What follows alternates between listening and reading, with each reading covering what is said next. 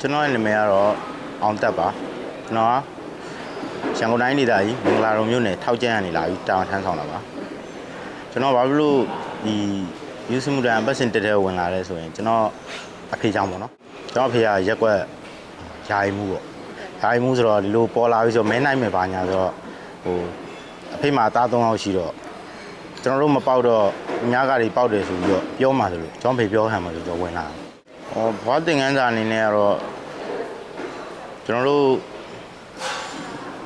တက်တွင်းမှာရှိတဲ့အချိန်မှာတော့တစုတစည်းနဲ့အတူတူစီးလုံးမှုရှိနဲ့လူလှုပ်ဆောင်တဲ့ပညာရေးတော့ရရှိပါတယ်တခြားပညာရေးလည်းတော်တော်များများတော့ရရှိခဲ့ပါတယ်ဘယ်လိုပြောရမလဲကျွန်တော်ဖွဲ့စည်းနဲ့လှုပ်ဆောင်တဲ့အောင်မြင်မှုတွေပေါ့ဖွဲ့စည်းနဲ့လှုပ်ဆောင်တဲ့အောင်မြင်မှုတွေပြီးရင်စီးစနစ်နဲ့စီကံတကြလေးလိုက်နာဆောင်ရွက်သွားတဲ့အောင်မြင်မှု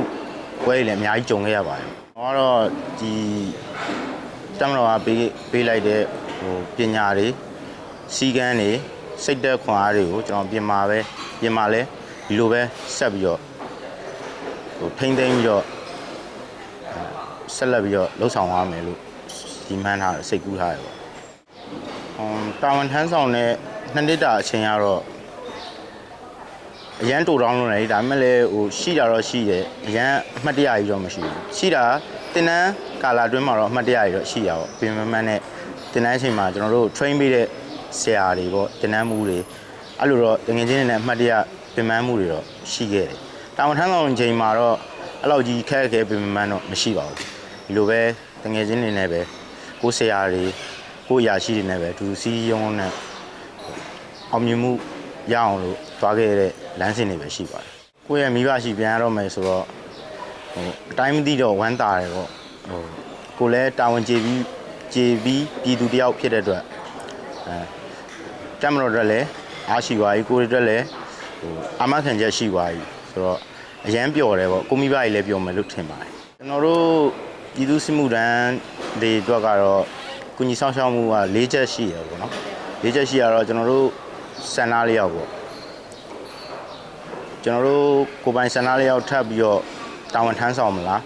အဲ့ကျွန်တော်တို့တာဝန်ထမ်းဆောင်တဲ့2နှစ်ကိုတက်တန်းတိုးပေးမယ်ဆိုပြီးတော့လည်းပြောပါတယ်အခုလက်ရှိယာရုတွေလည်းသူအစဉ်စဉ်သူပညာရေးရှင်းနဲ့ပေးမယ်လို့လည်းပြောပါတယ်နံပါတ်2နေရာတော့ကျွန်တော်တို့အခုလောက်ကင်ခွင်လန်းတွေပေါ့လောက်ကင်ခွင်လန်းတွေလည်းပေးမယ်ပြီးသွားရင်နိုင်ငံခြားသွားချင်တာတို့ဘာလို့ဆိုတင်နန်းတွေလည်းတက်မယ်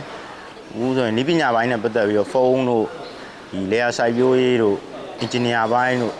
ဒီ grade ဆော်တဲ့ပိုင်းတို့ဒီအားတွေအကုန်လုံးကိုလည်းတင်နန်းပို့ချပေးသွားမယ်ပေါ့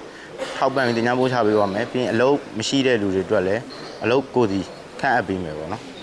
အဲ့လိုတော့သိရပါတယ်ကျွန်တော်ကတော့ပြောမယ်ဆိုတော့ကိုပိုင်လုပ်ငန်းရှိရတဲ့အတွက်ကျွန်တော်ကတော့မလိုအပ်တော့မရွေးချယ်ခဲ့ပါဘူးတငယ်ချင်းတွေတူတစ်ပတ်စင်တွေကတငယ်ချင်းတွေကတော့တူပဲဒီနေ့ဒီချိန်အကုန်လုံးခွဲခွာရပြီဖြစ်တဲ့အတွက်အပြင်မှာလဲအခုလိုလေးပဲစီလုံးလေးနဲ့စီစဉ်တကြားလေးစီကန်းရှိလေးတမတော်ရဲ့အစင်လာတွေကိုစောင့်ထိန်ပြီးတော့လှုပ်ဆောင်သွားပါလို့ပြောချင်ပါတယ်နောက်ကဝင်လာတဲ့ညီနောင်တွေကိုတော့2နှစ်ဆိုတဲ့ချိန်ကာလရန်တူတောင်းလွန်တာပေါ့